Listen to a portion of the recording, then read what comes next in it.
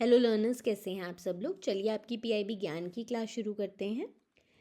सबसे पहले RBI grade B के स्टूडेंट्स के लिए और जो भी बच्चे बैंक्स के किसी भी एग्ज़ाम की तैयारी कर रहे हैं, आईबीपीएस, एसबीआई, उनके लिए गुड न्यूज़ है। 2026 के लिए आपके लिए बैच स्टार्ट हो चुका है ऑलरेडी। आप ज्वाइन कीजिए, तैयारी अपनी शुरू कीजिए। वेट मत कीजिए कि नोटिफिकेशन आएगा तब हम तैयारी को शुरू की करेंगे। देखिए वो तो सब आता ही रहता है। आप तैयारी जितनी जल्दी शुरू करेंगे उतना देखो कवर करना आसान रहेगा, उतना इजीली आप उस दिन से करंट अफेयर्स कवर कर सकोगे। आपको कोर्स है beginner to banker course by bankers university. इस कोर्स में आपको basic to advanced video classes मिल जाती है बाय एक्स मैनेजर्स जिन्होंने खुद बैंक के एग्ज़ाम्स क्लियर किए हुए हैं। देन 1-on-1 पर्सनल गाइडेंस मिलता है आपको। सिलेबस का सारा कवरेज होगा आपका, स्टडी नोट्स और प्रैक्टिस मटेरियल भी मिलेगा और डाउट क्लियरेंस सपोर्ट भी आपको मिलता है। कोर्स को लेने का लिंक आपके डिस्क्रिप्शन बॉक्स में गिवन है। और जो कोर्स है ये आपके देखिए 2 वर्जन्स में अवेलेबल है, स्टैंडर्ड एंड प्रो। स्टैंडर्ड आपका जो है इसमें आपको सब कुछ ऑनलाइन अवेलेबल होता है। प्रो वर्जन में ऑनलाइन तो सब अवेलेबल होगा, प्लस आपको फेज़ 2 की आरबीआई की बुक्स होम डिलीवर्ड होती हैं। आपके स्टैंडर्ड कोर्स का प्राइस है 4899, आफ्टर डिस्काउंट 55% का डिस्काउंट चल रहा है अभी इस पर। प्रो वर्जन का है 8499 और ये भी डिस्काउंटेड प्राइस है आपका, 60% डिस्काउंट चल रहा है। तो जल्दी लीजिए और अभी अपने जाइए डिस्क्रिप्शन बॉक्स में और ये कोर्स को लीजिए और अपनी पढ़ाई शुरू कीजिए। चलिए आपकी पहली न्यूज़ है आधार गेट्स अ फेस। तो यूआईडीआई ने लॉन्च कर दिया है आधार का। देखो अभी तक आधार कार्ड था, सब कुछ था, एक मैस्कॉट लॉन्च कर दिया है जिसका नाम है उदय। इसकी पिक्चर भी आपको गिवन है। इसके बारे में अब हम यूआईडीआई के बारे में देख लेते हैं यहाँ पर। तो आपकी यूआईडीआई का फुल फॉर्म है unique identification authority of India. ये एक स्टैट्यूटरी बॉडी है। आधार एक्ट आपका 2016 में पास हुआ था, उसके अंतर्गत ये बनी थी अथॉरिटी। इनका काम सारा आधार रिलेटेड जो भी आप काम है ना वो देखते हैं। आधार क्या है आपका 12 डिजिट आइडेंटिफिकेशन नंबर है। ये तो देखो आपको सबको ही पता है, हम सबका बना हुआ है। और करेंटली आपके यूआईडीआई के सीईओ कौन है? श्री भुवनेश कुमार जी। नेक्स्ट है सोमनाथ स्वाभिमान पर्व। तो ये आपका 4 दिन का एक पर्व मनाया जा रहा है। ये जनवरी 8 से जनवरी 11 तक मनाया गया था। और कहाँ पर? ये सोमनाथ टेम्पल जो गुजरात में लोकेटेड है वहाँ पर ये मनाया गया था। ये क्यों इवेंट बनाया गया है, क्यों ये 4 दिन की आपकी पूरी रही हैं फंक्शंस, फेस्टिवल सीजन? देखिए 2 रीजंस की वजह से बनाया गया है। एक तो 1000 ईयर्स हो गए हैं since the first recorded attack on the temple. तो देखो सोमनाथ टेम्पल पर अटैक्स हुए हैं एंड जब भी मुगल राज हुआ, जो भी आपके पिछले हमारी हिस्ट्री रही, तो उसमें से सबसे पहला अटैक जो हुआ था ना वो 1000 ईयर्स पहले हुआ था बाय महमूद ऑफ गजनी। ये जनवरी 1026 एडी में हुआ था। और उसके साथ साथ अब कौन सा दूसरा एक सिग्निफिकेंट माइलस्टोन हुआ है? 75 ईयर्स हो चुके हैं सिंस फॉर्मल री opening of the rebuild temple. तो देखो जब भी अटैक हुआ, टेम्पल तोड़ा गया, तो उसके बाद इसे 75 ईयर्स पहले बनाया गया था मई 1951 में by India's first president doctor Rajendra Prasad ji. तो इन दोनों चीज़ों को कमेमोरेट करने के लिए ये पर्व मनाया जाया गया है। सोमनाथ टेम्पल के बारे में चलिए हम अब थोड़ा देख लेते हैं। ये लोकेटेड है आपका प्रभास पतन, जो कि सौराष्ट्र रीजन है ना गुजरात का, वेरावल में, वहाँ पर है। एंड ये फर्स्ट है of the 12 jyotirlingas of lord Shiva. और जो करंटली टेम्पल है ना जो रीबिल्ड स्टेट में है, जो 75 ईयर्स पहले बना था, वो चालुक्य या फिर जिसे सोलंकी स्टाइल बोला जाता है उसमें बनाया गया था। और देखिए ऑब्वियसली कल्चरल सिंबलिज्म भी इसका बहुत हाई है। इतनी बार इसको डिस्ट्रॉय किया गया, 6 टाइम्स इसे टोटल डिस्ट्रॉय किया गया और हर बार बनाया गया है। तो कितना अच्छा है कि victory of creation over destruction, ये टेम्पल इस बात का सबूत है। चलिए नेक्स्ट है स्वामी, यानी कि जिसका फुल फॉर्म है special window for affordable and mid income housing fund. ये फंड है basically which protects home buyers interest, revive the housing sector, generated employment and strengthened overall economy. तो हम इस फंड के बारे में अब थोड़ा जान लेते हैं। ये जो फंड है ना ये आपका नवंबर 2019 में लॉन्च किया गया था और गवर्नमेंट बैक्ड इनिशिएटिव है। इसको मैनेज कौन करता है? एसबीआई कैप वेंचर्स लिमिटेड, जो कि एक एसबीआई की सब्सिडरी है, वो इसे मैनेज करते हैं। अब इसके क्या है, बेसिकली देखो जो भी हाउसिंग प्रोजेक्ट्स रुक गए हैं ना कि उनकी फंडिंग नहीं थी उनके पास, उनको फंडिंग देने के लिए इसे लॉन्च किया गया था। ऑब्जेक्टिव्स क्या हैं इसके, जो भी होम बायर्स हैं उनको प्रोटेक्ट करना, और बेसिकली ये किनको देखते हैं, ये देखते हैं जो मिडिल इनकम फैमिलीज़ होती हैं उन पर, उनके ऊपर कोई भी बर्डन आ रहा है। देखो उनको मंथली रेंट भी, अगर वो लोग किराए पे रहेंगे, उनका घर नहीं है, उनको रेंट देना पड़ेगा। और उनको ये है, जब तक ये घर नहीं बनेंगे, देखो जो भी हाउसिंग प्रोजेक्ट्स हैं स्टॉल्ड हो जाते हैं, उसकी वो लोग हो सकता है उन्होंने लोन लेके पैसे दिए थे बिल्डर को, उसकी ईएमआईज़ भी पे कर रहे हैं। तो कई फैमिलीज़ ना, middle class families double burden पे हो जाती है, घर बनने के लिए पैसे लिए हैं, वो ईएमआईज़ भी दे रही हैं, घर बन के मिल नहीं रहा है, इधर रेंट भी दे रही हैं। तो उनको बचाने के लिए, उनके इंटरेस्ट को प्रोटेक्ट करने के लिए फंड लॉन्च किया गया था। इसके साथ साथ देखो जो भी स्टॉल्ड प्रोजेक्ट्स हैं, अगर वो नहीं बनेंगे, उन्होंने भी लोन उठाया होता है, एनपीएज होंगे, तो उनको भी पैसा मिल जाता है, वो एनपीए होने से बच जाते हैं। एंड इसके साथ साथ एलिजिबिलिटी क्या क्या है, किसे फंडिंग इस फंड के अंतर्गत मिलती है, जो भी प्रोजेक्ट है वो रेरा के अंडर रजिस्टर होना चाहिए। 90% जो प्रोजेक्ट है वो डेडिकेटेड होना चाहिए टू अफोर्डेबल और मिड इनकम हाउसिंग, मतलब कि अपर क्लास हाउसिंग या उसके लिए नहीं मिलेगा, अफोर्डेबल या मिड इनकम हाउसिंग ग्रुप के लिए ही आप घर बना रहे हो तभी आपको मिलेगा। 90% होना चाहिए आपका। एंड प्रोजेक्ट का जो कंप्लीशन वैल्यू है और अनसोल्ड इन्वेंट्री, यानी कि अभी जो घर के यूनिट्स नहीं बिके हैं, they must exceed the cost of completion. And जो भी प्रोजेक्ट्स हैं किनको मिलेगा कि उनका एटलीस्ट 30% तो कंस्ट्रक्शन कंप्लीट हुआ हो। ये नहीं कि आपका 10% हुआ आपको मिल जाएगा, नहीं, 30% हुआ, उसके बाद किसी रीज़न की वजह से फंड ना होने की वजह से स्टॉल हुए तो आपको मिलेगा। अब इसके बाद आपका स्वामी फंड 2 भी लॉन्च किया गया यूनियन बजट 25-26 में। इसका कॉर्पस कितना है आपका 15,000 करोड़ रुपीज़ का है। और ये क्या है, आपकी गवर्नमेंट, बैंक्स, प्राइवेट इन्वेस्टर्स सब मिलके इसमें फाइनेंस देते हैं इसके अंतर्गत, तो सबके अपने अपने शेयर हैं। एंड इसमें क्या है, इसमें आपके एडिशनल 1 लाख हाउसिंग यूनिट्स के कंप्लीशन को लेके इनका एम है to provide relief to over 4 lakh people. ये स्वामी फंड 2 हम लोगों ने जब बजट या उसके बारे में आपके जो भी गिवन है, आपके कोर्स के अंदर भी क्लासेस गिवन हैं, उसमें आप इसके बारे में और अच्छे से पढ़ सकते हो। अब हम लोग अचीवमेंट्स देख लेते हैं स्वामी फंड की हाउसिंग सेक्टर में। तो 61,000 होम्स जो हैं वो डिलीवर्ड हो चुके हैं क्रॉस 110 प्रोजेक्ट्स। एंड इसके साथ साथ आपके स्केल क्या रहा है, सो करेंटली इस फंड के अंतर्गत आपके 145 प्रोजेक्ट्स आते हैं क्रॉस 30 सिटीज़, और 37,400 करोड़ रुपीज़ का कैपिटल इन्होंने अनलॉक किया है and contributed an estimated 6,900 crore in revenue to the centre and states through GST and stamp duties, क्योंकि देखो अब घर बिकेंगे तो उस पर स्टैम्प ड्यूटी भी तो आएगी ना। इसके साथ साथ 36,000 लोगों के लिए उन्होंने जॉब्स भी क्रिएट की हैं इस फंड के अंतर्गत, क्योंकि देखो घर बनेंगे, जॉब्स क्रिएट होंगी। नेक्स्ट है ministry of finance year ender 2025। तो ये हम डिपार्टमेंट ऑफ एक्सपेंडिचर का देखेंगे अब, क्योंकि देखो मिनिस्ट्री ऑफ फाइनेंस में अलग अलग डिपार्टमेंट्स होते हैं। अब एक्सपेंडिचर में सबसे पहले सबसे बड़ा हमें क्या पता है, डायरेक्ट बेनिफिट ट्रांसफ़र डीबीटी, इसके अंतर्गत काफ़ी एक्सपेंडिचर रहता है सरकार का। एंड पीएफएमएस आपका स्टैंड करता है पब्लिक फाइनेंशियल मैनेजमेंट सिस्टम।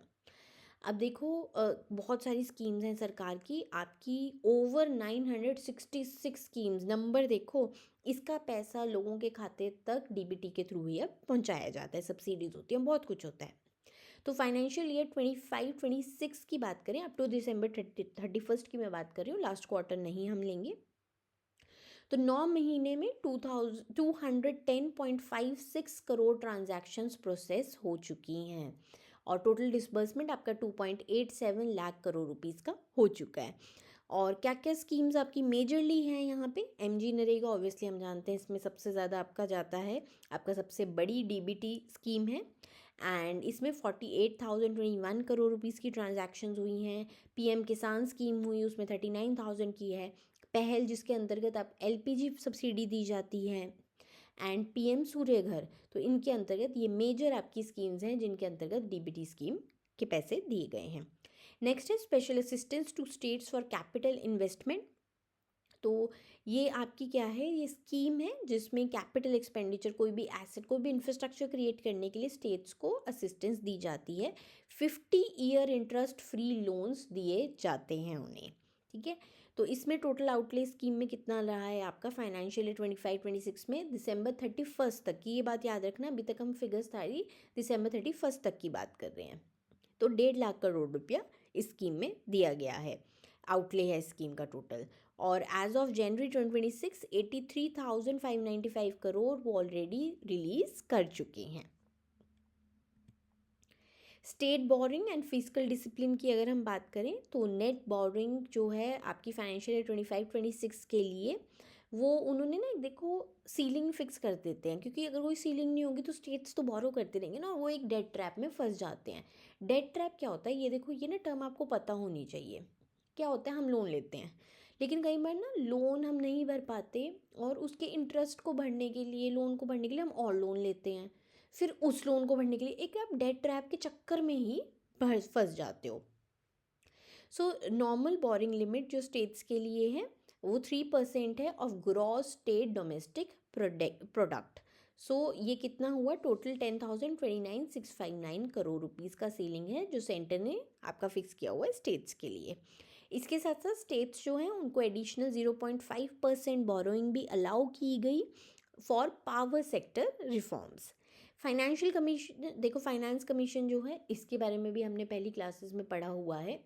तो 15th फाइनेंस कमीशन ने आपकी ग्रांट्स रिकमेंड की थी, उनके बेस पे अभी तक सेंटर ने 77,797 करोड़ रुपीज़ की ग्रांट रिलीज़ कर दी। और देखो डिफरेंट डिफरेंट हेड्स में होती है, हम लोग पढ़ते भी रहते हैं कि आज इस स्टेट को इतनी मिली, इसके अंतर्गत मिली, उनकी पंचायत को मिली, तो अलग अलग हेड्स में अलग अलग पैसा ही देते हैं as per 15th finance commission की अभी रिकमेंडेशन जो आपकी चल रही हैं। प्रोक्योरमेंट में भी रिफॉर्म्स की डिपार्टमेंट ऑफ एक्सपेंडिचर ने। क्या क्या अपडेट्स रहे, उन्होंने कोई भी कॉन्फ्लिक्ट ऑफ इंटरेस्ट होता है उसको क्लैरिफाई किया, न्यू फॉर्म्स इंट्रोड्यूस किए of performance securities and implementing auto extension of bids and capping price variations to provide more certainty to suppliers and startups. देखो जो डिपार्टमेंट ऑफ एक्सपेंडिचर है ना, वही जितनी भी आपकी प्रोक्योरमेंट करनी होती है ना गुड्स की सरकार के लिए, वही करते हैं। तो उसमें भी वो ईज़ ऑफ डूइंग बिजनेस बढ़ाने के लिए वो काफ़ी देखिए ईजीनेस ला रहे हैं। फॉर्म्स की तो देखो आपकी रिटर्न्स फाइलिंग, फॉर्म्स फाइलिंग हर जगह इजी सरकार कर रही है। नेक्स्ट है ministry of women and child development launches Pankhudi. ये एक इंटीग्रेटेड डिजिटल पोर्टल है to strengthen partnership for women and child development. ये पंखुड़ी का फुल फॉर्म है आपका partnership for advance nurturing knowledge and holistic upliftment through digital integration. ये एक single window interface रहेगा, ऑब्वियसली इंटीग्रेशन नाम ही आ रहा है इसमें। ये क्या है, ये गवर्नमेंट का जो भी सोशल वेलफेयर मिशंस हैं और जो भी एक्सटर्नल कंट्रीब्यूटर्स हैं, जो भी कॉर्पोरेट्स एनजीओज हैं, जो भी इन चीज़ों के साथ जुड़ते हैं, उनके लिए एक पोर्टल है कि इन दोनों को जोड़ना कैसे है। नेक्स्ट आपका है प्रवासी भारतीय दिवस।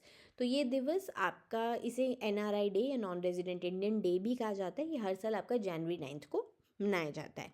जनवरी 9 क्यों चुनी गई, क्योंकि 1915 में इसी डेट को, जनवरी 9 को, जो महात्मा गांधी जी हैं, जिन्हें हमारे देश का ग्रेटेस्ट प्रवासी भी कहा जाता है, वो साउथ अफ्रीका से इंडिया आए थे। ये जो दिन है पहली बार 2003 में आपका मनाया गया था, और किन्होंने मनाया था, under the government of prime minister Atal Bihari Vajpayee ji. और ये किसके कहने पे आपका ये दिन बनाया गया, प्रवासी भारतीय दिवस, ये रिकमेंडेशंस थी LM सिंघवी कमेटी की। तो ये कमेटी आपको याद होनी चाहिए, आपको पूछ सकते हैं। देखो क्यों हम लोग ये दिन बना रहे हैं, क्यों हमें चाहिए। ऑब्वियसली हमारा देखो बहुत, I think Indian diaspora highest है अगर हम बाहर देखें, बाहर की कंट्रीज़ में, और वहाँ से मेरे रेमिटेंसेस बहुत आती हैं। So India remains world's top recipient with diaspora contributing over $120 billion annually, मतलब वो रेमिट करते हैं इंडिया में वापस। और 35 मिलियन पीपल देखिए एक्सपेक्टेड हैं कि वो इंडियन डायस्पोरा में हैं। Next is digitalising India's dairy sector. चलिए थोड़ा हम डेयरी सेक्टर के बारे में भी जान लेते हैं। सबसे पहले क्या क्या उन्होंने डिजिटली इसको एडवांस करने के लिए किया है। It is national digital live stock mission, जिसे भारत पशुधन भी कहा जाता है। तो ये डिजिटल इनिशिएटिव है आपके लाइफ स्टॉक सेक्टर के लिए। एंड इसमें पशु आधार बनाए जाते हैं, जैसे हमारे आधार कार्ड होते हैं ना, वैसे हर पशु का भी आधार बनता है। ये कि 12 डिजिट बार कोडेड ईयर टैग होता है। आपने देखा भी होगा शायद ना कि कान में लगा भी होता है, अगर आप किसी भी गाय वगैरह को देखते हैं तो उनमें लगा होता है येलो से कलर का। देन डिजिटल लाइफ रिकॉर्ड सारे मेंटेन किए जा रहे हैं लाइफ साइकिल को स्टडी करने के लिए, ब्रीडिंग, वैक्सीनेशन, हर चीज़ में उस इंक्लूडेड है। देन मोबाइल कनेक्टिविटी भी दी जा रही है। सो फार्मर्स जो हैं ये सर्विसेज को 1962 ऐप है उसके थ्रू भी ये सारी जितनी भी सर्विसेज हैं वो अवेल कर सकते हैं। भारत पशुधन ऐप है। देन नेक्स्ट है ऑटोमेटिक मिल्क कलेक्शन सिस्टम, इसको भी ऑटोमेटिक बनाया गया है। सो 26,000 plus dairy cooperative societies 12 states और यूटीज़ में इसके थ्रू ये यूज़ किया जा रहा है, ऑपरेशनल है। देन ये जो सिस्टम है उसमें देखो ऑब्वियसली जब ऑटोमेटिक है इसमें आपका सब कुछ बिल्कुल ट्रांसपेरेंट है, सब कुछ आपको रियल टाइम में पता लग रहा है। पेमेंट भी जितने भी आपके डेयरी फार्मर्स हैं उनको टाइमली जाती है डायरेक्ट बेनिफिट ट्रांसफ़र के through. Next is logistic and operational efficiency.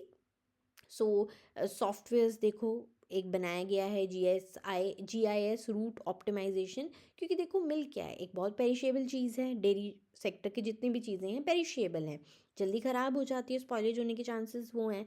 तो उसके लिए रूट बनाए गए हैं, ऑप्टिमाइज़ किए गए हैं। देन ऐसे भी बनाए गए हैं जहाँ पे फ्यूल कंजप्शन कम हो, ट्रांसपोर्टेशन कॉस्ट भी कम रहे और कार्बन एमिशन भी कम हो। देन NDDB यानी आपका नेशनल डेयरी डेवलपमेंट बोर्ड जिसे कहा जाता है, डेयरी ERP, तो एक ओपन सोर्स टेक्नोलॉजी से उन्होंने बनाया है एंटरप्राइज रिसोर्स प्लानिंग सिस्टम, जो मिल्क यूनियंस को हेल्प करता है उनकी सारी फाइनेंस, इन्वेंट्री, सप्लाई चेन सब देखने के लिए। तो उन्हें ये सॉफ्टवेयर वो प्रोवाइड करते हैं। देन इसके साथ IDIS है, internet based dairy information system. इसमें भी आपकी जो मिल्क यूनियंस हैं उनको सारी इन्फॉर्मेशन आपकी मिलती हैं। तो देखो डिफरेंट डिफरेंट प्लेटफॉर्म्स हैं मिल्क यूनियंस को, कोऑपरेटिव सोसाइटीज़ को प्रोवाइड करती है NDDB, जिससे वो लोग अपना काम, देखो ऑनलाइन जितना काम मूव होता है आसान ही होता है ना। देन इस सबसे स्ट्रैटेजिक इम्पैक्ट क्या आया है, इंडिया जो है वो 25% ऑफ वर्ल्ड मिल्क प्रोडक्शन करता है। सो ये 23-24 का आपका डेटा है उसके आधार पर है।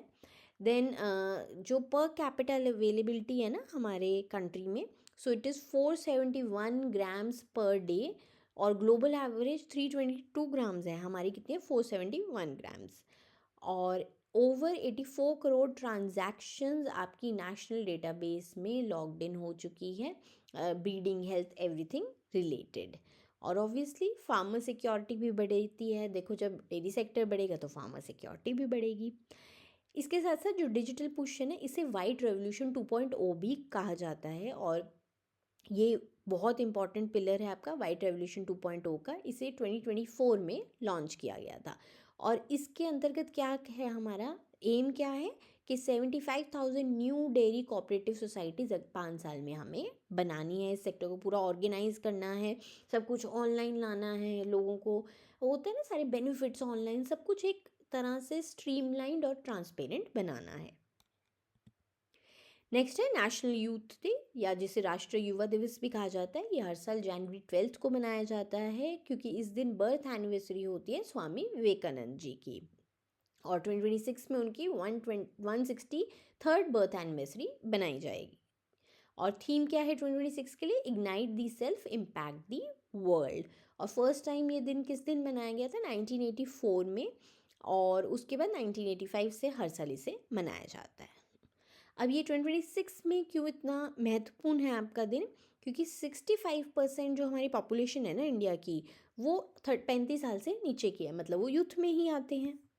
और ये देखो ये ना हमारी कंट्री के लिए एक अच्छा पॉइंट है, ये ना डेमोग्राफिक डिविडेंड कहलाता है। तो जितनी आपकी यंग पॉपुलेशन होगी वो उतना ज़्यादा वर्कफोर्स में आपके ऑब्वियसली पार्टिसिपेट करेगी, उतना ज़्यादा GDP ग्रो करने में मदद करेगी। Next is PFRDA announces expert committee to develop framework for assured payouts under national pension system। तो ये 15 लोगों की उन्होंने पैनल बनाया है जिसमें अलग अलग फील्ड से उन्होंने एक्सपर्ट्स लिए हैं। और इस कमेटी के आपके चेयरमैन कौन रहेंगे, डॉक्टर MS साहू, जो फाउंडर हैं of doctor Sahu regulatory chambers, और फॉर्मर चेयरपर्सन भी रह चुके हैं solvency and bankruptcy board of India के। और ये एक स्टैंडिंग एडवाइजरी कमेटी के रूप में काम करेगी। Next is ministry of finance year ender, और ये अब किसके लिए है, डिपार्टमेंट ऑफ फाइनेंशियल सर्विसेज की हम बात करेंगे। तो उनका क्या क्या उन्होंने अपना डेटा प्रोवाइड किया है। सो बैंकिंग सेक्टर से रिलेटेड उन्होंने एसेट क्वालिटी, यानी कि आपके ग्रॉस एनपीए का जो रेशो है स्केड्यूल कमर्शियल बैंक्स का, वो 2.22% पे गिर गया है। तो अच्छी बात है, जितना नीचे जाता है उतना अच्छा है। और स्केड्यूल कमर्शियल बैंक्स के लिए 2.22 है, और अगर मैं सिर्फ पब्लिक सेक्टर्स की बात करूं तो उसके लिए ये डिक्लाइन हुआ है टू 2.58%। एंड प्रॉफिट्स आपके जो भी स्केड्यूल कमर्शियल बैंक्स हैं उनका highest ever aggregate net profit उन्होंने रिकॉर्ड किया है फॉर फाइनेंशियल ईयर 24-25 और 4.01 लाख करोड़। और पीएसबीज ने इसमें से कितना कंट्रीब्यूट किया है, 1.78 लाख करोड़ का। इसके साथ साथ जो आपकी प्रोविजन कवरेज रेशो है वो भी बहुत हेल्दी है for your schedule commercial banks, that is 93.14%। तो देखो जितनी अच्छी रेशो होती है यानी उतना ज़्यादा उन पे बफर है।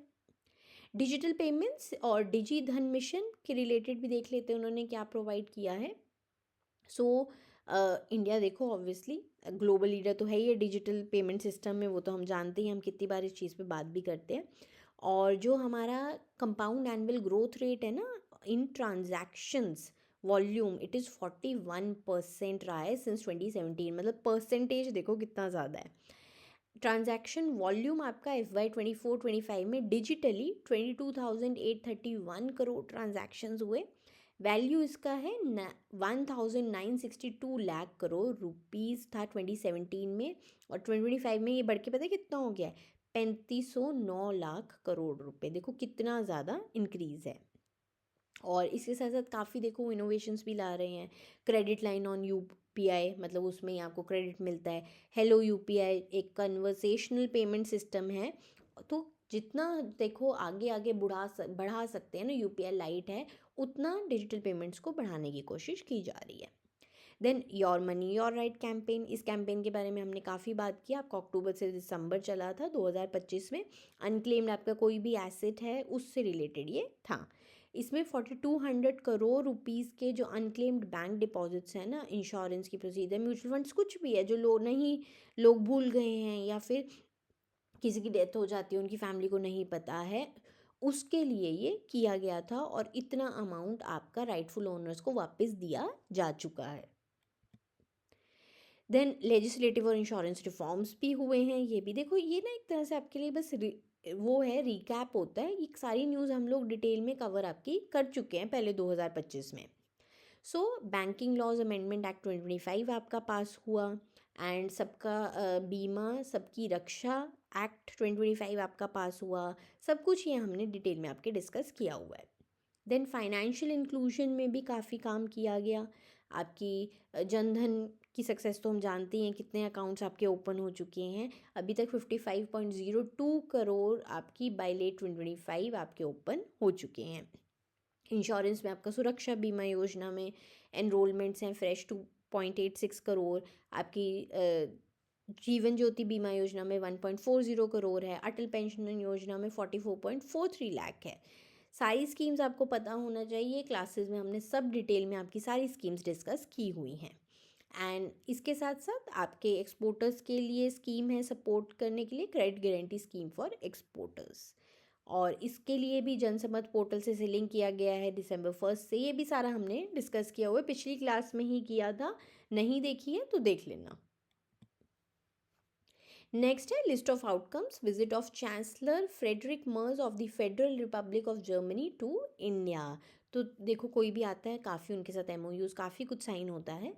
तो क्या क्या हुआ है, एक तो वीज़ा फ्री ट्रांजिट पे बात हुई है, ये काफ़ी एक बड़ा पॉइंट है।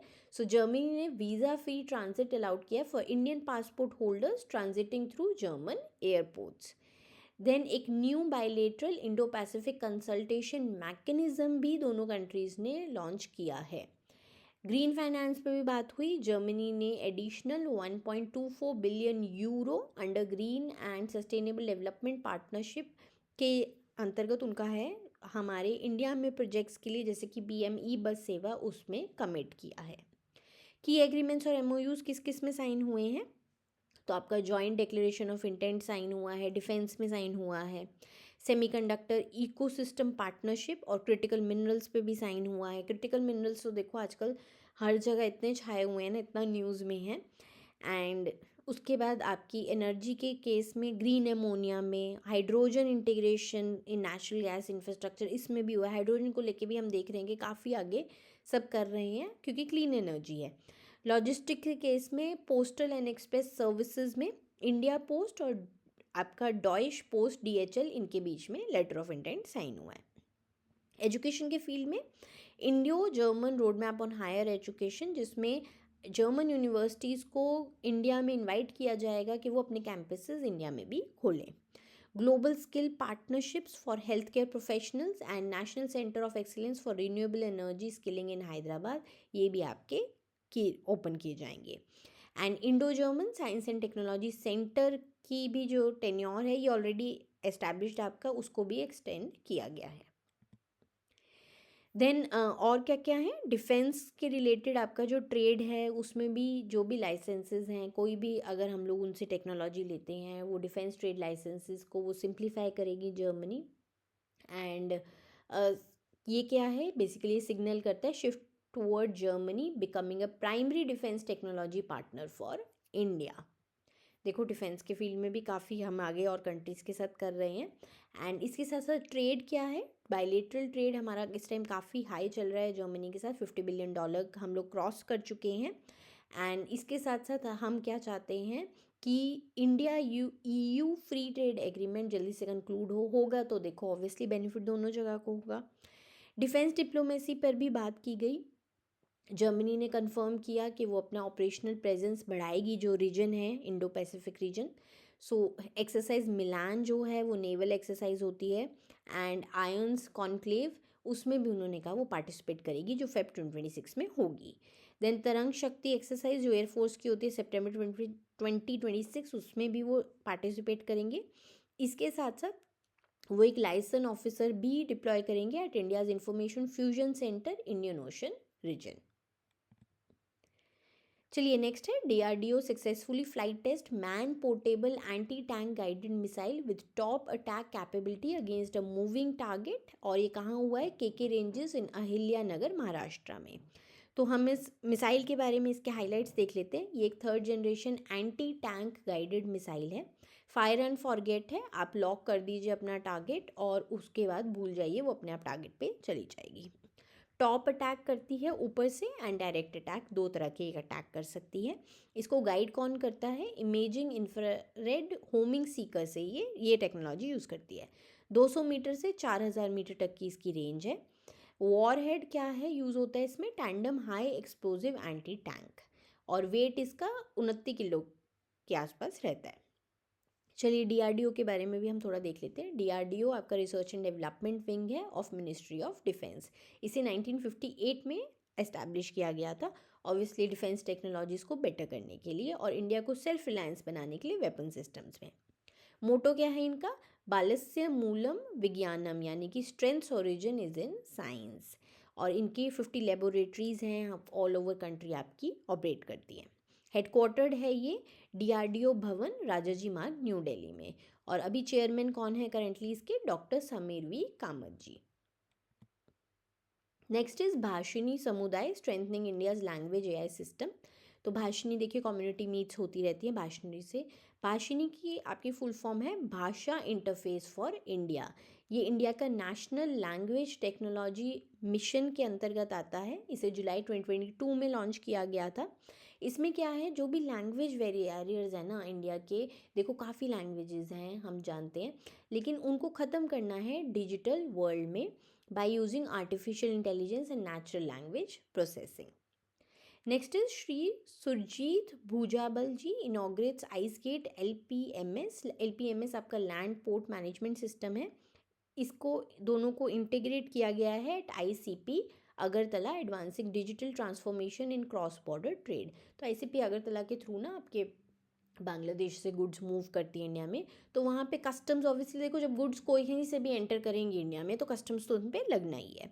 तो आइस गेट जो आपका है ये बेसिकली जब इंटीग्रेशन हो जाएगी तो आपके आइस गेट तो आपका कस्टम डिपार्टमेंट का है, ठीक है, वहाँ से, और जो land ports authority of India का LPMS है, इन दोनों का डेटा आपका इंटीग्रेट हो जाएगा। ऐसा नहीं है कि एक का डेटा कहीं जा रहा है कहीं जा रहा है, आपस में कोई सिंक्रोनाइजेशन ही नहीं है।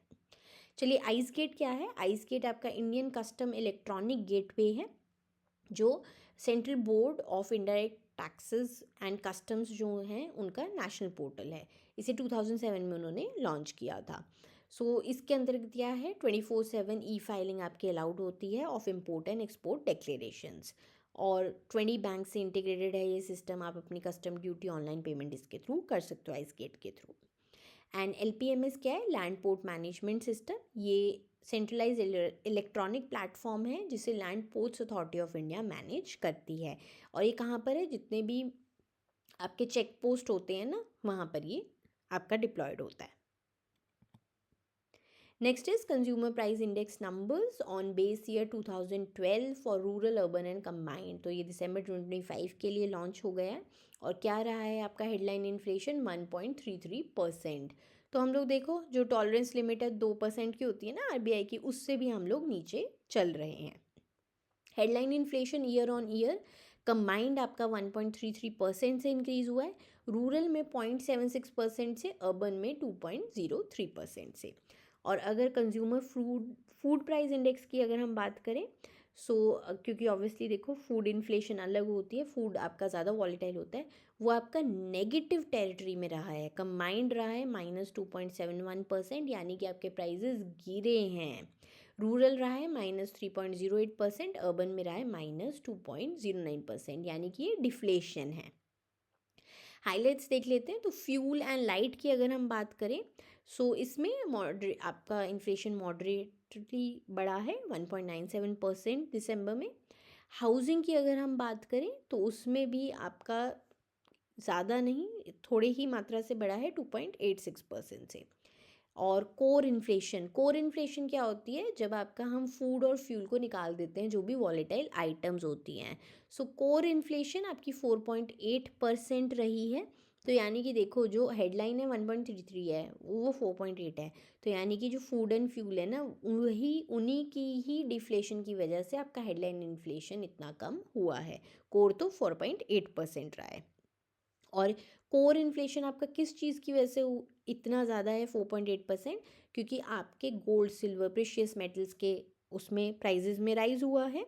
और इन मेटल्स को अगर हम हटा दें ना, तो आपका CPI सिर्फ 2.4% रह जाता है। तो मतलब जो 2.4 से 4.8 तक का है, वो प्रेशियस मेटल्स के ही प्राइजेस की वजह से हुआ है। देन हेल्थ का आपका 3.43 रहा है, ट्रांसपोर्ट एंड कम्युनिकेशन का 0.76% लोएस्ट रहा है। तो अगर हम ये देखें ना, जो हेडलाइन इन्फ्लेशन है उसका कम बढ़ने की वजह बेसिकली आपके फूड प्राइजेस जो हैं उसका डिफ्लेशन है। Next is PFRDA issues NPS Vatsalya scheme guidelines 2025 to strengthen long term financial security for minors. तो ओरिजिनली जो आपकी स्कीम है ना, यूनियन बजट 24-25 में लाई गई थी। और इसमें भी जैसे NPS में है कि माइनर्स को जल्दी देखो, अर्ली एज में उनके अंदर सेविंग्स की हैबिट को इनकलकेट करना है, जिससे उनके पास रिटायरमेंट के टाइम पे एक अच्छा कॉर्पस हो और वो अपने आगे की रिटायरमेंट लाइफ अच्छे से निकाल सके। चलिए, NPS वात्सल्य 2025 की क्या गाइडलाइंस हैं वो हम देख लेते हैं। एलिजिबिलिटी किस किस की है, कौन कौन इस NPS वात्सल्य स्कीम का लाभ उठा सकता है? कोई भी इंडियन सिटीज़न, और चाहे वो NRIs भी हो सकते हैं, इवन कि ओवरसीज सिटीज़न ऑफ इंडिया भी हो सकते हैं, जो भी 18 साल से उम्र में नीचे हैं। जो ऊपर होंगे उनका नॉर्मल NPS ही खुलेगा। देन अकाउंट जो है माइनर के नाम पे ही खोला जाता है, लेकिन इसको जो ऑपरेट कर सकते हैं वो माइनर का नेचुरल या फिर लीगल गार्डियन। और जो माइनर है वो सोल बेनिफिशियरी रहते हैं, जो भी वेल्थ इसमें एक्यूमुलेट होगी उसके। कंट्रीब्यूशन क्या है? मिनिमम कंट्रीब्यूशन 250 रुपये है फॉर अकाउंट ओपनिंग, और 250 रुपये पर एनम देर आफ्टर आपको इसमें जमा करवाना होता है। मैक्सिमम कंट्रीब्यूशन कोई अपर लिमिट इसमें डिफाइन नहीं है, आप जितना मर्जी डाल सकते हो। और रिलेटिव्स या फ्रेंड्स भी किसी भी बच्चे को ये गिफ्ट के रूप में भी दे सकते हैं खाता। देन गार्डियंस जो हैं वो चूज़ कर सकते हैं कि देखो, डिफरेंट डिफरेंट पेंशन फंड होते हैं जिसमें पैसा लगाते हैं, तो वो गार्डियंस के पास है कि वो इसको चूज़ कर सकते हैं। सो इक्विटी में 50% टू 75% लग सकता है पैसा, कॉर्पोरेट डेट में 10 से 30% का है अलाउड, गवर्नमेंट सिक्योरिटीज़ में 15 से 20% का ये लिमिट्स डिफाइन की हुई हैं, और मनी मार्केट होते हैं उसके इंस्ट्रूमेंट्स में up to 10%। Then partial withdrawal और एग्जिट के क्या क्या प्रोविजंस हैं इसमें। लॉक इन पीरियड रहता है, तो देखो अगर जिस दिन से आपने ये स्कीम में पैसे लगाने शुरू किए हैं उसके 3 साल तक तो कोई भी विड्रॉल अलाउड नहीं है, 3 साल के बाद भी पार्शियल विड्रॉल अलाउड है। और लिमिट कितना है, कितना अलाउड है partial withdrawal, 25% of own contribution, मतलब इसमें रिटर्न्स नहीं आएंगे, जो भी रिटर्न का है सिर्फ जितना आपने पैसा डाला है उसका 25%। और किन किन पर्पस के लिए अलाउड है, हायर एजुकेशन है अगर बच्चे की, या कोई स्पेसिफाइड इलनेस को ट्रीट करना है, या कोई डिसेबिलिटी है, उन सब के लिए ये अलाउड है पैसे निकालना। और 2 विड्रॉल अलाउड है बिफोर द एज ऑफ 18, और उसके बाद 2 विड्रॉल्स अलाउड है 18 से 21 की एज में। देन अगर जो भी मेजर हो जाएगा, 18 साल का हो जाएगा, फिर ये क्या होगा, तब आप इसको ट्रांजिशन कर सकते हैं एडल्ट पेंशन अकाउंट यानी नॉर्मल एनपीएस अकाउंट में। उसमें केवाईसी होगी जो 18 साल होने के 3 महीने के अंदर करवानी ज़रूरी है। और अगर आप 21 साल तक 18 हो गए, 18 से 21 साल के बीच में ऑप्शंस अवेलेबल होते हैं। क्या क्या ऑप्शंस हैं कि या तो आप कंटिन्यू कर सकते हो, कंटिन्यू क्या है कि नॉर्मल आपका बड़ों वाला एनपीएस खाता हो जाएगा। एग्ज़िट भी ले सकते हो, एग्ज़िट में आपको 80% आपका लमसम में मिल जाएगा, लेकिन 20% से आपको एन्यूटी या फिर कोई पेंशन प्लान ही लेना पड़ेगा। और फुल विड्रॉल भी अलाउड है, लेकिन ये कब अलाउड है, अगर आपका जो टोटल कॉर्पस है, जो पैसा उसमें आपका एनपीएस में आ चुका है वो 8 लाख या उससे कम है, तभी आपको फुल विड्रॉल मिल जाएगा। और इसके साथ साथ न्यू इंसेंटिवाइजेशन फ्रेमवर्क भी लेकर आए हैं। पीएफआरडीए क्या है, इसमें जो भी कम्युनिटी वर्कर्स हैं, आंगनबाड़ी वर्कर्स हैं, आशा वर्कर्स हो, बैंक सखीज, इन सबको इंसेंटिवाइज किया जाएगा जितना वो लोगों में जागरूकता लाएंगे, और एनपीएस वत्सल्य स्कीम में जितना बढ़ावा होगा। Next is Ministry of Information and Broadcasting and Office of Principal Scientific Advisor, Government of India collaborate with Netflix on Skilling Initiative Inspiring Innovators, नए भारत की नई पहचान। तो इन्होंने ये साइन किया है, कोलैबोरेट ये कर रहे हैं। तो क्या क्या इसमें रहेगा, तो 2 डिस्टिंक्ट ग्रुप्स है जिन्हें वो करेंगे, स्किल करेंगे, और ये स्किल इनिशिएटिव में वो पार्ट लेंगे। सबसे पहले सोशल इनोवेटर्स रहेंगे। 8 इंडियन स्टार्टअप्स जो बहुत high impact solution societal challenges के लिए करेंगे, उन्हें प्रोवाइड किया जाएगा। और यंग क्रिएटर्स, तो 26 स्टूडेंट्स को चुना जाएगा from across India, basically tier 2 cities में से, और उन्हें मेंटर किया जाएगा। Next is PRAGATI. PRAGATI stands for proactive governance and timely implementation, a decade of cooperative outcome driven governance. तो 10 साल हो चुके हैं प्रगति प्लेटफॉर्म को। ये एक प्लेटफॉर्म है जिसे मार्च 2015 में लॉन्च किया गया था। बेसिकली इसमें क्या है, गवर्नमेंट के जितने भी प्रोजेक्ट, स्कीम, सब कुछ है ना, सबका ब्यौरा एक प्लेटफॉर्म पे है। कौन सी चीज़ किस स्टेज पे खड़ी है, कहाँ पर उसमें लूप होल्स आ रहे हैं, कितना उसमें फंड्स लग चुका है, सब कुछ इसमें है। और इसे मॉनिटर कौन करते हैं, हमारे जो प्रधानमंत्री हैं। इसका ऑब्जेक्टिव क्या है, ग्रीवेंस रिड्रेसल। अगर कोई भी कंप्लेंट आ रही है, कोई भी आम नागरिक, हम भी इसमें पोर्टल में कंप्लेंट डाल सकते हैं, मतलब इसमें हर एक चीज़ इंक्लूडेड है। कोई भी प्रोजेक्ट है, इंफ्रास्ट्रक्चर प्रोजेक्ट है, हाई वैल्यू प्रोजेक्ट्स हैं, उनको ट्रैक करना, उनको मॉनिटर करते हैं। देन कोई भी प्रोग्राम्स हैं, सोशल वेलफेयर स्कीम्स हैं, उनको रिव्यू करने के लिए भी ये प्रोग्राम, मतलब इसमें सब कुछ आपका कवर्ड है। जो प्रगति है आपका, ये 3 टियर सिस्टम में वर्क करता है। इसमें पीएमओ सबसे ऊपर है, यानी कि जो प्राइम मिनिस्टर ऑफिस है। Then union government secretaries and state chief secretaries, ये सब इस प्लेटफॉर्म के थ्रू अपने सारे काम, मतलब कन्वर्जेंस है इन सब के बीच में। देन प्रगति डे आपका मनाया जाता है। हर 4th Wednesday of every month at 3:30 PM आपके इंटरैक्टिव सेशंस होते हैं, जो हमारे प्रधानमंत्री जी इसमें जितने भी प्रोजेक्ट्स हैं ना उसमें चल रहे हैं, जो भी है सब कुछ उसे देखते हैं। तो ये हर महीने के 4th वेडनेसडे को होता है Pragati day. Then advance technology use की जा रही है इसमें, digital data management, video conferencing, geo spatial technology, सबको यूज़ करके आपकी हर एक चीज़ पर ध्यान दिया जा रहा है।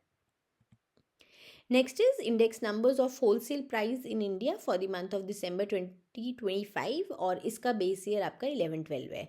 देखो अब जो फेब से नंबर्स आने शुरू होंगे ना तब बेस ईयर बदलेगा, तब हम बात करेंगे, लेकिन जनवरी तक आपका बेस ईयर 2011-12 ही है, ये बात याद रखना। So department of promotion of industry and internal trade ने ये लॉन्च किया है, वो इसे लॉन्च करते हैं।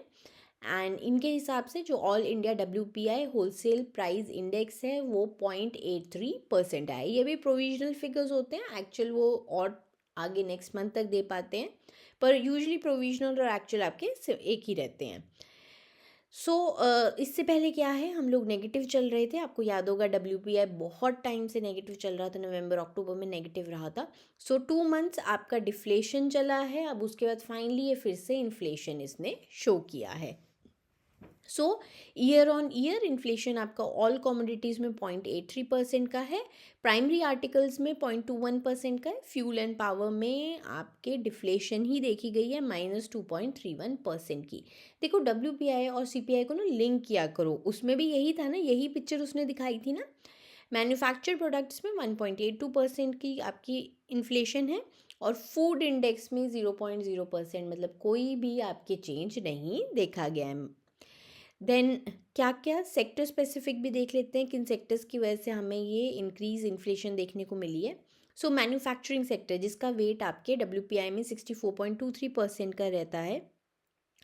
सो इसमें से आपके 22 सब ग्रुप्स होते हैं मैन्युफैक्चरिंग में, 13 में प्राइस राइज देखा गया है और इंडेक्स इसमें इंक्रीज भी देखा गया, और इसी में मैक्सिमम आपके मैन्युफैक्चरिंग सेक्टर प्रोडक्ट्स में ही इन्फ्लेशन देखी गई है। प्राइमरी आर्टिकल्स में 0.21 बहुत मिनिस्क्यूल सी है। इसमें क्या है, जो मिनरल्स है बेसिकली उनका प्राइस बढ़ा है 11.86% से, लेकिन जो फूड आर्टिकल्स हैं वो तो नेगेटिव रेंज में गए हैं -0.43%। फ्यूल एंड पावर आपका डिफ्लेशन उसने शो किया है। Next is Department of Financial Services launches composite salary account package for central government employees in association with public sector banks। तो देख लेते हैं ये जो उनके लिए लॉन्च किया गया है इसके क्या क्या बेनिफिट्स रहेंगे। ये क्यों लॉन्च किया गया है, बेसिकली देखो बहुत ना अलग तरह बैंकिंग इंश्योरेंस बहुत अलग अलग स्कीम्स होती हैं, उन सबको कन्वर्ज करके यूनिफाई करके एक ही जगह लाने की कोशिश की जा रही है। देन सोशल सिक्योरिटी, ऑब्वियसली देखो हमारा वो विजन है insurance for all by 2047 and Viksit Bharat 2047, उसकी भी नेशनल विजन को ध्यान में रखते हुए इसे लॉन्च किया गया है। और इससे क्या होगा, सारे PSBs आप किसी भी कोई भी सेंट्रल गवर्नमेंट एम्प्लॉय किसी भी पब्लिक सेक्टर बैंक में अगर एक खाता खोलते हैं उन्हें सेम बेनिफिट्स मिलेंगे। इसमें क्या क्या बेनिफिट्स रहेंगे, ज़ीरो बैलेंस अकाउंट रहेगा, कोई भी मिनिमम बैलेंस नहीं मेंटेन करना है, कोई भी ट्रांजैक्शन फ़ी या RTGS नेफ्ट कुछ भी करना है वो फ़ी नहीं लगेगी, वो वेव्ड रहेगी इस अकाउंट टाइप के लिए, और फ्री चेक भी मिलेंगे, उसके लिए भी कोई चार्जेस नहीं लगेंगे। देन हाउसिंग एजुकेशन कोई भी लोन है उस पर भी उनको डिस्काउंटेड इंटरेस्ट रेट्स लगेंगे। प्रोसेसिंग फ़ीस भी कोई भी लोन्स हैं उन पर जो भी प्रोसेसिंग फ़ीस है उस पर भी वेवर किया गया है। लॉकर रेंटल्स में भी उनको हैवी डिस्काउंट मिलेगा, और फैमिली मेम्बर्स के भी अकाउंट्स जो होंगे उनको भी एक्सटेंडेड बेनिफिट्स मिलेंगे और इस कॉम्पोजिट सैलरी पैकेज अकाउंट से लिंक किया जाएगा। देन इंश्योरेंस रिलेटेड क्या है, पर्सनल एक्सीडेंट इंश्योरेंस जिसे PAI पे कहते हैं, वो अप टू 1.5 करोड़ रुपए का मिलेगा इस आपके खाते के साथ, and air accident insurance 2 crore रुपए तक का, टोटल या पार्शियल डिसेबिलिटी कवर भी 1.5 करोड़ रुपए तक का रहेगा। टर्म लाइफ इंश्योरेंस मिलेगा 20 लाख रुपीज़ का, और हेल्थ इंश्योरेंस भी रहेगा comprehensive cover for self and family. तो मतलब देखो ये खाता खोलना है, ये पैकेज है और इसमें सब कुछ ही मिल रहा है, आपको अलग से जाके इंश्योरेंस खरीदने की ज़रूरत नहीं है। देन लाइफस्टाइल से रिलेटेड भी प्रीमियम कार्ड्स मिलेंगे। प्लैटिनम आपको रुपए कार्ड्स मिलेंगे, रुपए सिलेक्ट कार्ड्स, ट्रैवल पर्क्स भी मिलेंगे, एयरपोर्ट लाउंज एक्सेस उस पर मिलेंगी, शॉपिंग बेनिफिट्स आपको रिवॉर्ड्स भी मिलेंगे, और एनुअल मेंटेनेंस चार्जेस कार्ड्स और अकाउंट्स पे ज़ीरो रहेंगे। तो काफ़ी बेनिफिट्स हैं इसके। और DFS ने सारे पब्लिक सेक्टर बैंक्स को बोल दिया है कि अवेयरनेस कैंपेन्स आप लॉन्च कीजिए, सबको इसके बारे में बताना है, और जो एग्जिस्टिंग सैलरी अकाउंट होल्डर्स हैं आपके सेंट्रल गवर्नमेंट को, उनको इस स्कीम में माइग्रेट करना शुरू करें। Next is department of financial services launches Paripurna mediclaim Ayush Bima for central government health scheme beneficiaries. चलिए हम इस स्कीम के बारे में अब देख लेते हैं। तो ये आपकी जो स्कीम है इसे रन करेगी या इसकी जो देखेगी सब कुछ इम्प्लीमेंटेशन, वो new India assurance company limited देखेगी।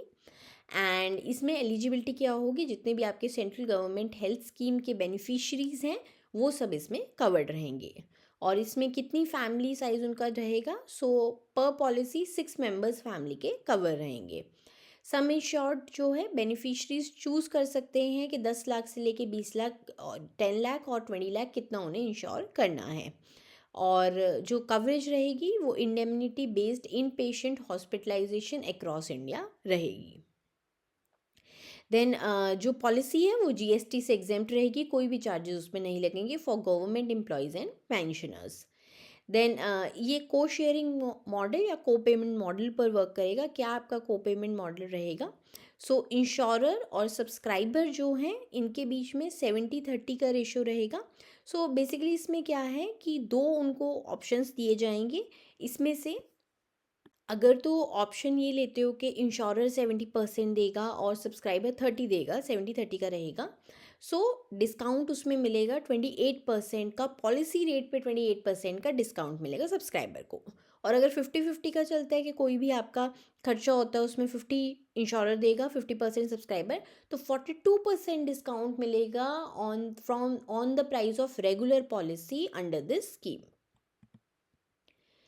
देन बेनिफिट्स भी देख लेते हैं हम लोग। सो इसमें क्या क्या उनको कवरेज मिलेगी। रूम रेंट जो है सो 1% और 2% आपका कैपिंग की गई है of sum insured per day. And AYUSH treatments अगर आप करवाते हैं so it is covered up to 100% of the sum insured for in patient care. Modern कोई भी ट्रीटमेंट्स हैं तो 25% ऑफ सम इंश्योर्ड, और ये आप अपग्रेड कर सकते हैं to 100% via optional rider. Pre and post hospitalisation का कोई खर्चा होगा सो 30 डेज बिफोर और 60 डेज आफ्टर हॉस्पिटलाइजेशन के खर्चे भी इसमें कवर होंगे। एंड क्यूमुलेटिव बोनस सो 10% आपका सम इंश्योर्ड में इंक्रीज होगा हर साल अगर आप कोई भी क्लेम नहीं लेते हो। और ये न्यू इंडिया इंश्योरेंस के जो भी उनके एम्पैनल है ना हॉस्पिटल्स, उसमें कैशलेस फैसिलिटी मिलेगी। सो देखिए इंश्योरेंस फॉर ऑल बाय 2047 हम ये चाहते हैं और इसी के अंतर्गत ये सब आपकी स्कीम्स लाई भी जा रही हैं।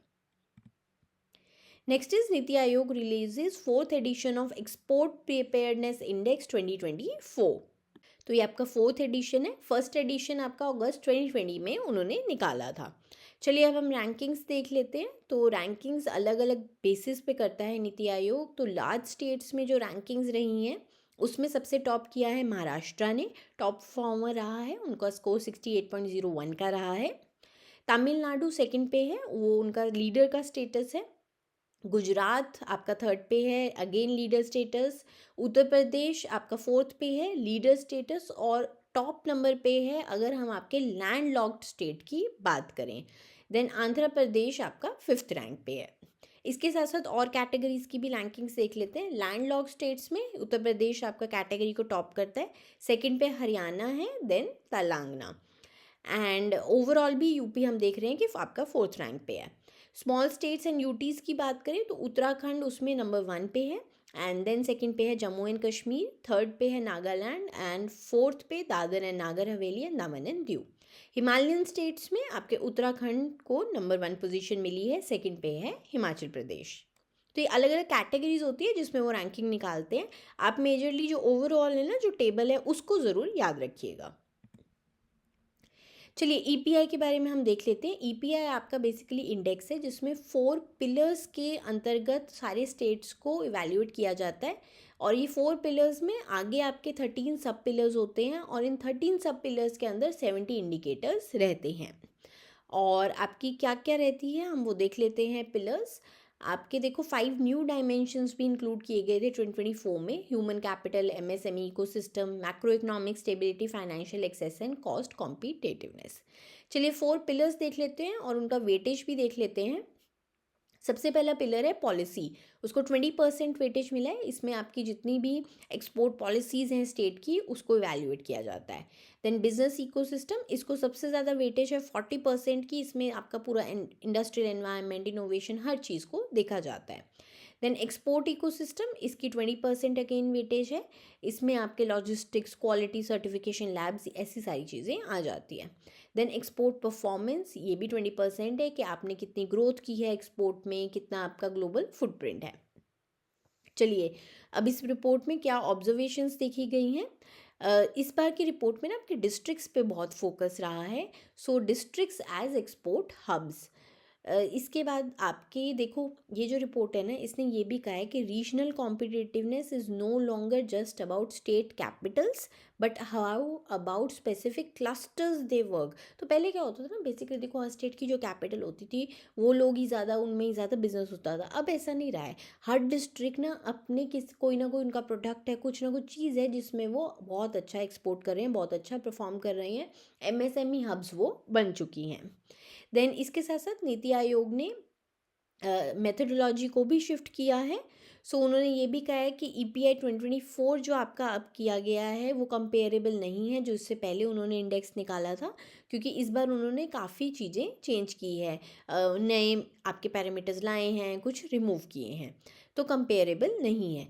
इसके साथ साथ जो इंडेक्स है उनमें उन्होंने रोड मैप भी देखो साथ में उन्होंने प्रोवाइड किया है कि कैसे हम $1 ट्रिलियन की इकोनॉमी बनेंगे in merchandise exports by 2030 and 30 trillion economy by 2047।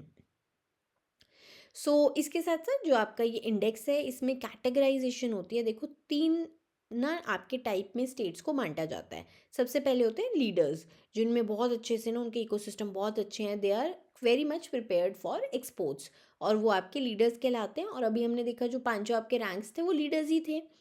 Then आपके चैलेंजर्स होते हैं जिनकी मॉडरेटली वो प्रिपेयर्ड हैं, लेकिन उनका पोटेंशियल है कि वो इम्प्रूव कर सकते हैं। हरियाणा, केरला, ये सब इसमें आए।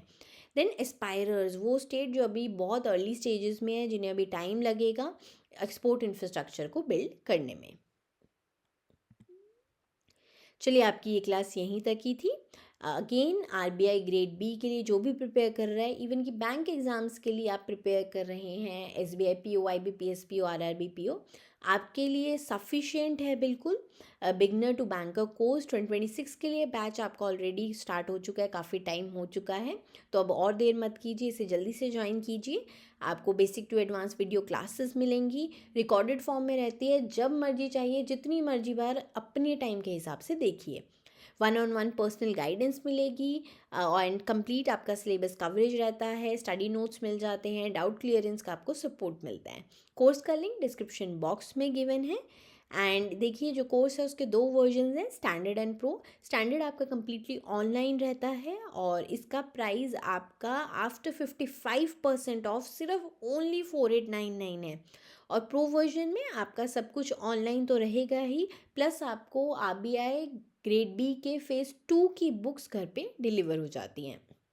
एंड इसका जो प्राइस है आपका 60% ऑफ के बाद सिर्फ 8499 का है। और इस कोर्स में यही नहीं है कि RBI की आप प्रिपरेशन करोगे, आपको SBI, BPS सबकी प्रिपरेशन सिर्फ एक कोर्स लेने से हो जाएगी। जल्दी ज्वाइन कीजिए, लिंक गिवन है डिस्क्रिप्शन बॉक्स में। और अगर आपको कोई भी डाउट है, आप कोई और जानकारी चाहते हैं, तो आपके स्क्रीन पर आप फ़ोन नंबर प्रोवाइडेड है, इस पर व्हाट्सएप कीजिए और आपको जो भी जानकारी चाहिए वो आपको मिल जाएगी।